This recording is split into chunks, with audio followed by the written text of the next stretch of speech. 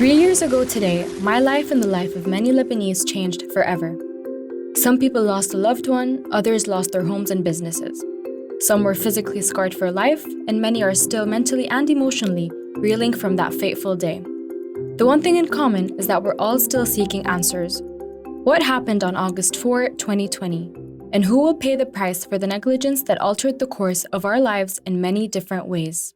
For me, the Beirut port explosion was the start of my journey as an uprooted Lebanese. I knew the country was never a safe haven. That was far from true.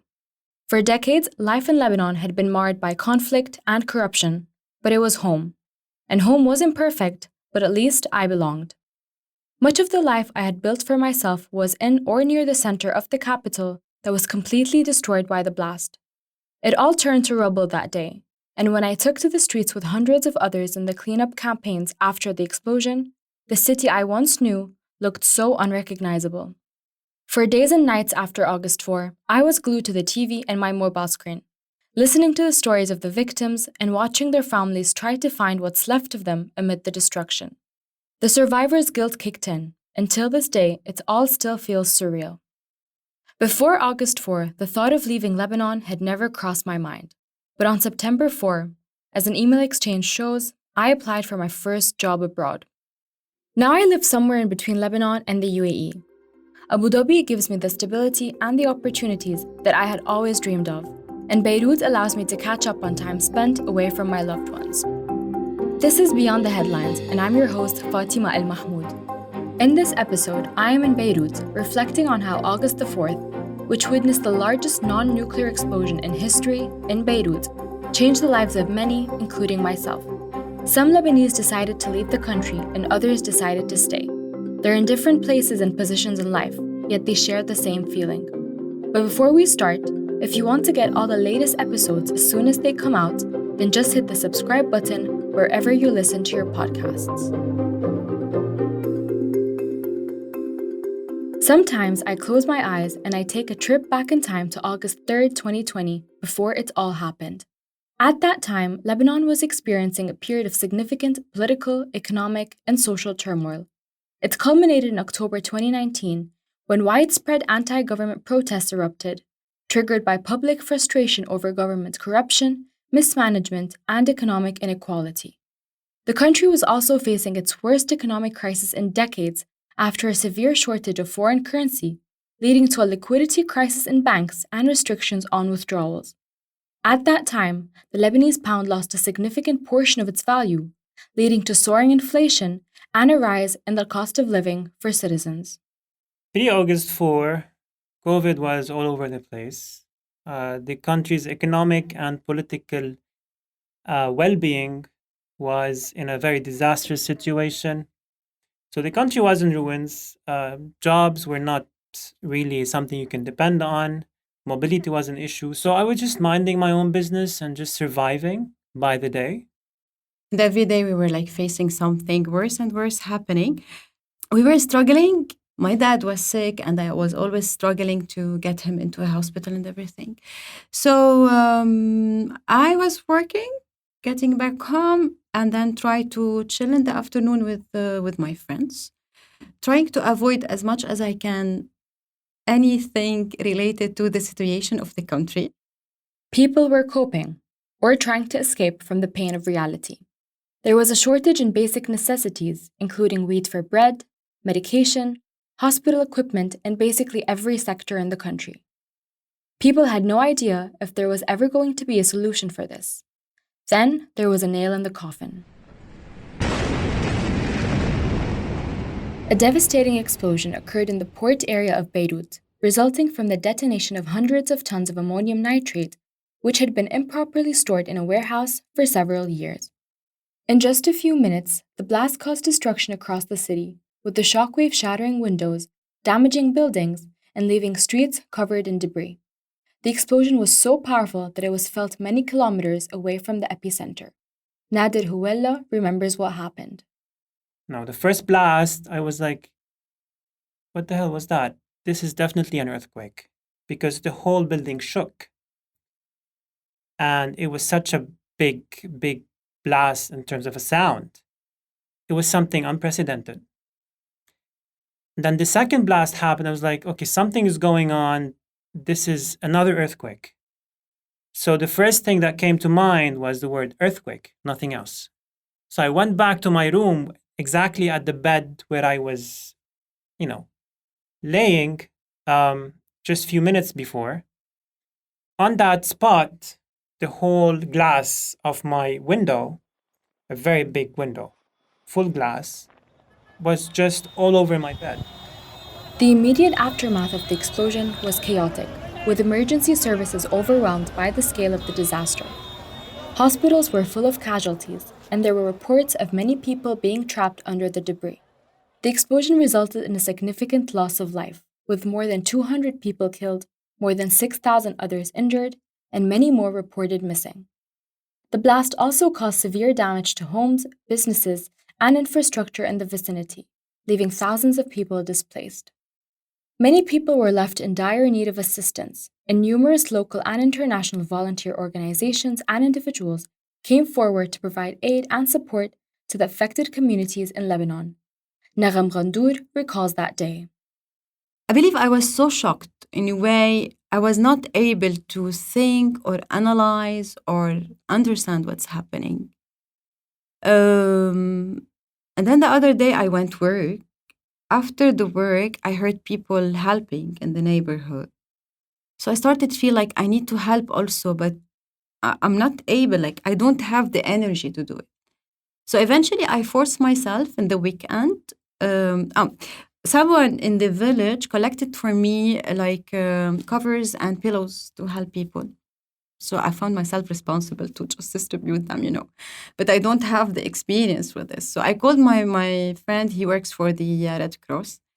And at that moment, there were a lot of people trying to help. And then we found ourselves in WhatsApp groups with people we don't know. I don't know, I don't remember what happened. And then I just found myself with my brother, this friend, and two other girls that it was the first time I'm meeting them, distributing the pillows and the covers in the neighborhood of Karantina. The explosion's traumatic nature, coupled with the existing economic crisis and political instability, contributed to a deterioration in the mental well-being of many individuals in the country. Many Lebanese found it difficult to process the incident. To that moment, I am unable to process what happened. To that moment.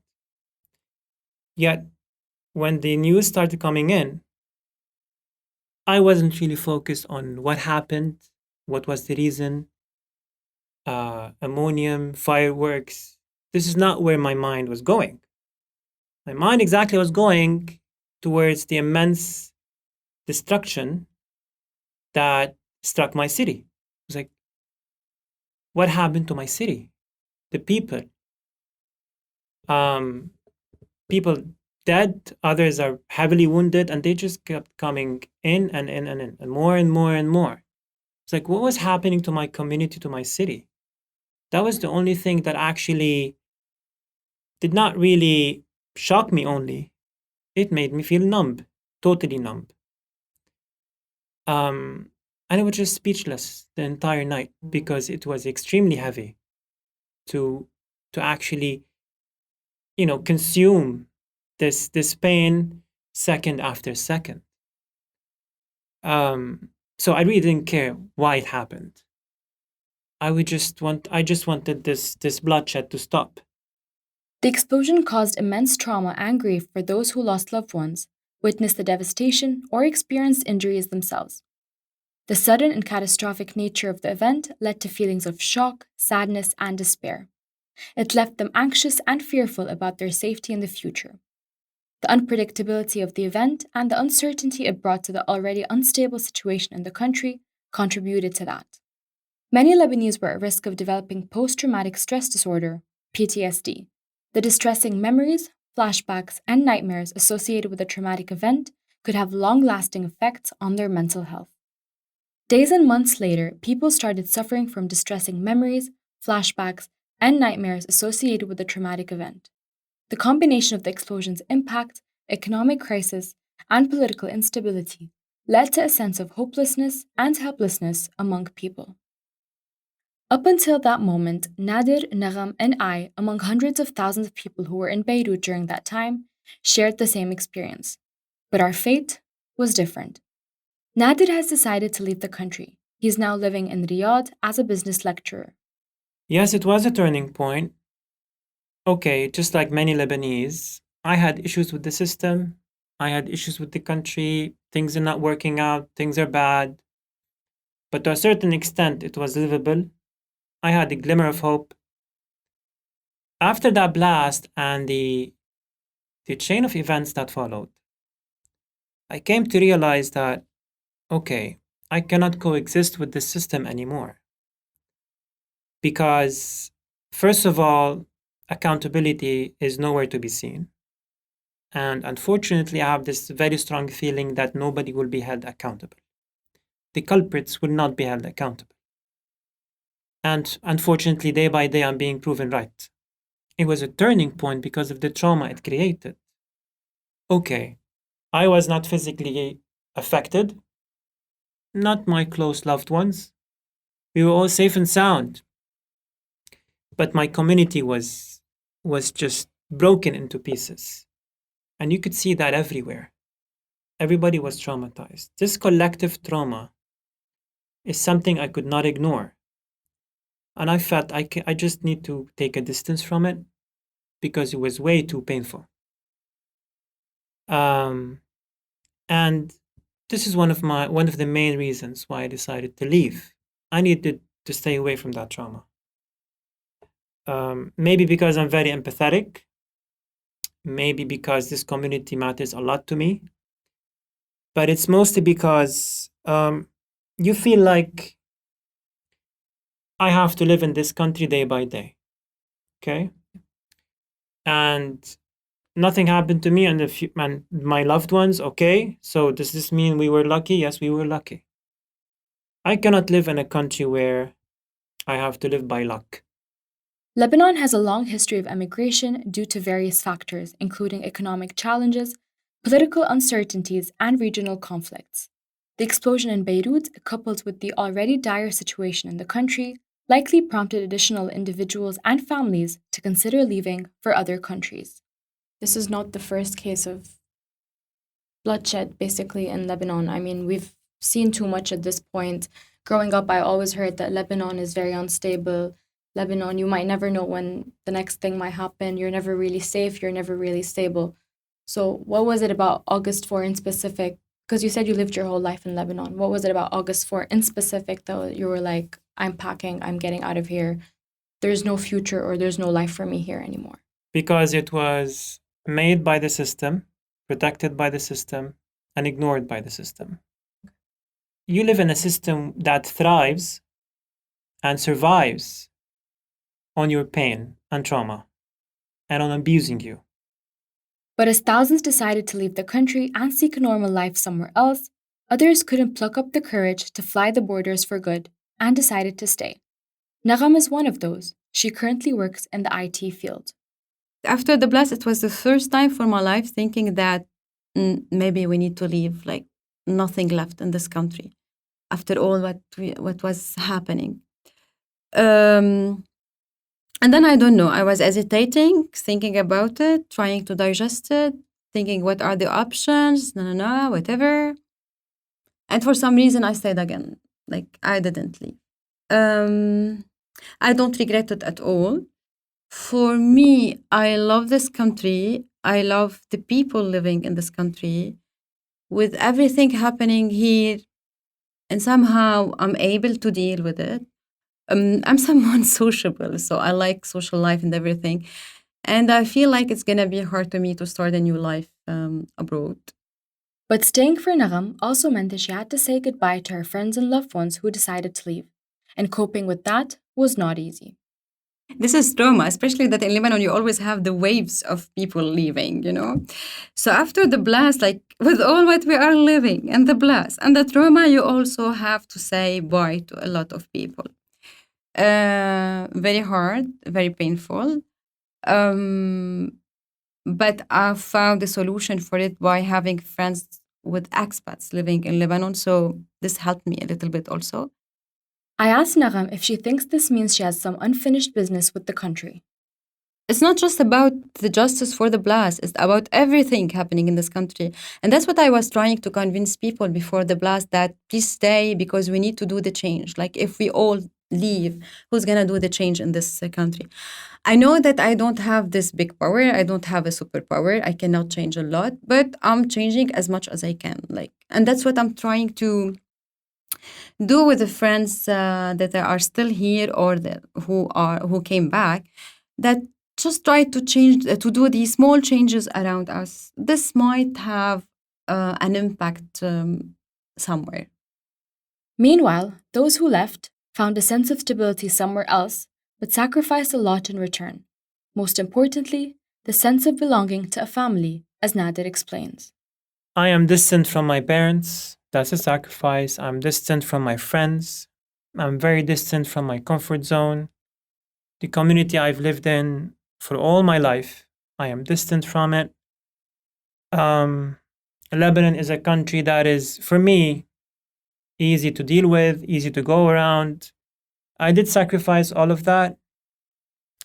But at the end of the day, everything has a cost. So, yes, I sacrificed, but I'm very much convinced and I'm happy to sacrifice all of that. Because in return, I am taking all the things that I deserve and I haven't found over here. And I'm willing to pay even more, okay, to even more distant locations and even better opportunities beyond that, the limits of this country. So yeah, I did sacrifice and I'm happy I did. The 4th of August 2020 was a turning point for many Lebanese. Many people had parted ways, but the pain is still unhealed. Family members of the victims are still calling for justice, and the domestic investigation remains stalled.